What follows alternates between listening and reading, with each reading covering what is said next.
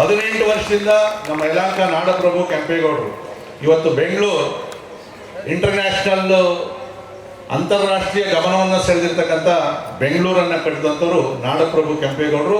ಅವರು ಯಲಹಂಕಲ್ಲಿದ್ದಂಥವ್ರು, ಯಲಹಂಕ ರಾಜಧಾನಿಯನ್ನು ಮಾಡ್ಕೊಂಡಿರ್ತಕ್ಕಂಥವ್ರು. ಅವರ ಜಯಂತ್ಯೋತ್ಸವವನ್ನು 2008ರಲ್ಲಿ ಶುರು ಮಾಡಿ ಪ್ರತಿ ವರ್ಷ ಒಂದು ವರ್ಷ ಮಿಸ್ ಮಾಡದೆ ಮಾಡ್ತಾ ಇದ್ವಿ. ಅಂಬೇಡ್ಕರ್ ಜಯಂತಿಯನ್ನು ಕೂಡ ನಾನು MLA ಆದಮೇಲೆ ಸ್ಟಾರ್ಟ್ ಮಾಡಿದ್ವಿ ಮೆರವಣಿಗೆ ಮುಖಾಂತರ. ವಾಲ್ಮೀಕಿ ಜಯಂತಿ ಮಾಡ್ತೀವಿ, ಕನಕ ಜಯಂತಿ ಮಾಡ್ತೀವಿ, ಬಸವಣ್ಣವ್ರ ಜಯಂತಿ ಮಾಡ್ತೀವಿ, ಸವಿತಾ ಮಹರ್ಷಿ ಜಯಂತಿ ಮಾಡ್ತೀವಿ, ಮಡಿವಾಳ ಮಾಚಿದೇವ ಜಯಂತಿ ಮಾಡ್ತೀವಿ, ಭಗೀರಥ ಜಯಂತಿಯನ್ನು ಮಾಡ್ತೀವಿ, ವೇಮನ ಜಯಂತಿಯನ್ನು ಮಾಡ್ತೀವಿ. ಯಾವ್ಯಾವ ಮಹಾನುಭಾವರವರು ಎಲ್ಲ ಜಯಂತಿಯನ್ನು ಪ್ರತಿ ವರ್ಷ ನಾವು ಮಾಡ್ತೀವಿ.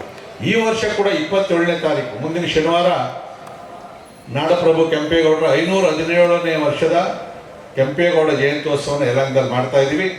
ನಮ್ಮ ಹಳೇ ನಗರ ಏನೈತೆ ಎಲ್ಲ ಪಕ್ಷದವರು ಎಲ್ಲರೂ ಸೇರಿಕೊಂಡು 18 ವರ್ಷದಿಂದ ಒಂದೇ ಕೆಂಪೇಗೌಡ ಜಯಂತ್ಯೋತ್ಸವ ಮಾಡೋದು, ಎರಡು ಮಾಡಲೇ ಇಲ್ಲ ನಾವು.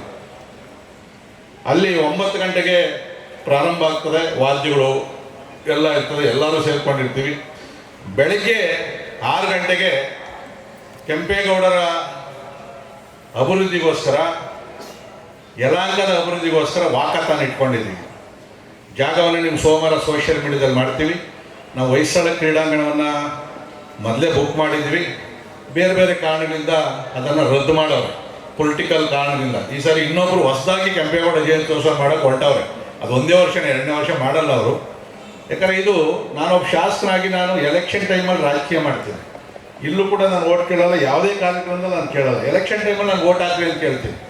ಆದರೆ ಈ ಒಬ್ಬ ಶಾಸಕನಿದ್ದಾಗ ಅವರ ನೇತೃತ್ವದ ಎಲ್ಲರೂ ಸೇರಿಸ್ಕೊಂಡು ಮಾಡಿದ್ರೆ ಕೆಲವರು ಸಹಿಸೋಕ್ಕಾಗ್ತಾಯಿಲ್ಲ. ಇನ್ನೊಂದು ಕೆಂಪೇಗೌಡ ಜಯೋತ್ಸವ ಮಾಡೋದು, ಮುಖ್ಯಮಂತ್ರಿಗಳನ್ನ ಕಳಿಸ್ತೀವಿ ಅನ್ನೋದು, ಆ ಜಾಗವನ್ನು ಕ್ಯಾನ್ಸಲ್ ಮಾಡಿ ನಮ್ಮ ಕೊಟ್ಟಿರೋದನ್ನು ಕ್ಯಾನ್ಸಲ್ ಮಾಡೋಂಥದ್ದು.